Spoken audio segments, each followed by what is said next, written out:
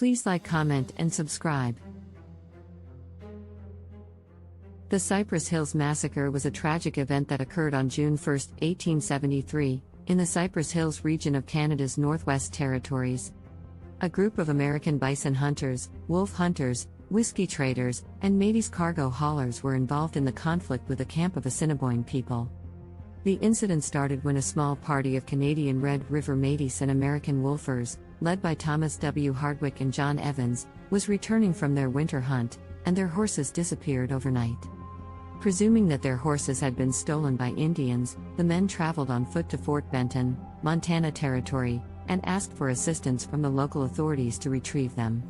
The authorities at Fort Benton refused to assist them, so Hardwick organized his own expedition and set off to retrieve the stolen horses. The group comprised both U.S. and Canadian free traders and wolf hunters. They eventually arrived at Abe Farwell's small trading post located in the Cypress Hills region. While there, they encountered George Hammond, a friend of both Evans and Hardwick, who had been selling whiskey in the area. Hammond subsequently joined Hardwick's group in the search for the missing horses. Farwell had assured Evans that Little Soldier, the leader of a small band of Assiniboine camp near the trading post, had no horses with them. After a brief search, it was determined by the group that Little Soldier showed no evidence that he had stolen their horses, so Evans, Hammond, and the rest of the wolfers retired for the night to Farwell's trading post, where they spent the evening and the next morning drinking Farwell's whiskey with a group of recently arrived Métis freighters.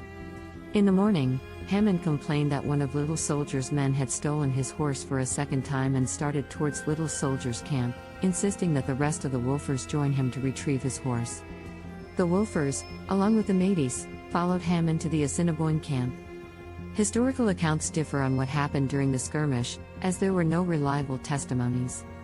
The best information suggests that Abe Farwell tried to restrain Hammond in an attempt to avoid any violence. Hammond approached Little Soldier's tent asking about the missing horse. Little Soldier replied that his group had not stolen the horse but that it was grazing on a nearby hill. Both Little Soldier's and Hammond's parties were intoxicated, and negotiations between them fell through. Little Soldier offered Hammond 2 of his horses as hostages until the missing horse could be found, but the situation became increasingly tense as women and children began fleeing from the camp and Little Soldier's men began stripping off their garments in preparation for battle. The wolfers regarded these actions as a signal for a fight and lined up along a riverbank 50 yards outside the Assiniboine camp. In a last-ditch effort to avoid violence, Abe Farwell pleaded with the wolfers, asking them not to start shooting. Before he could continue negotiating with Little Soldier and the wolfers, Farwell saw Hammond fire his rifle. The rest of the wolfers, protected by the tall riverbank, then fired volleys into the camp. The Assiniboine, using inferior weapons, returned fire but were unable to sustain an attack due to the wolfers' protected position.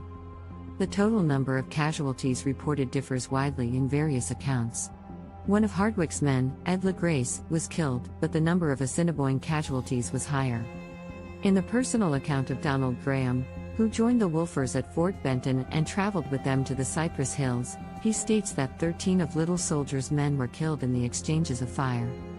After a year of investigations and legal proceedings, the Canadian government was finally able to bring charges against 4 of the American wolf hunters involved in the massacre. However, only one of them, Jerry Potts, a half-Blackfoot, half-Scottish guide for the NWMP, was convicted of manslaughter and sentenced to 3 years in prison. The other 3 accused, including Thomas Hardwick and John Evans, were acquitted due to a lack of evidence. This outcome caused outrage among the Canadian public, who felt that justice had not been served for the Indigenous victims of the massacre.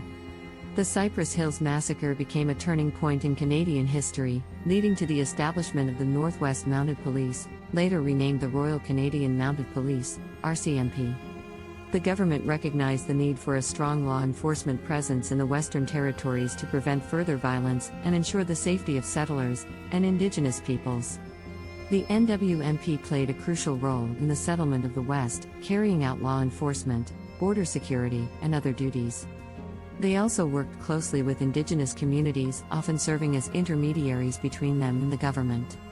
Despite this progress, however, tensions between Indigenous peoples and settlers continued to escalate, leading to further conflicts and violence.